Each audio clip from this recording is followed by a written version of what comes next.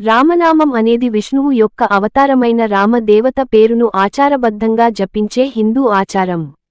రామనామం తరచుగా హిందూ మతం యొక్క అనేక సంప్రదాయాలలో జపము లేదా ధ్యాన పునశ్చరణ రూపంలో జపించబడుతుంది లేదా పాడబడుతుంది. రామచరితమానసలో రామనామం హనుమంతునికి బలాన్ని అందించేదిగా పరిగణించబడుతుంది. సిక్కు మతం యొక్క పవిత్ర గ్రంథం మరియు ప్రస్తుత గురువైన గురు గ్రంథ్ సాహిబ్లో హరి పేరు తర్వాత నిరాకార దేవునికి రామనామం రెండవ అత్యంత సాధారణంగా ఉపయోగించే పేరు. విష్ణు సహస్రనామంలో ఒక ప్రసిద్ధ శ్లోకం రామనామం యొక్క ప్రాముఖ్యతను సూచిస్తుంది.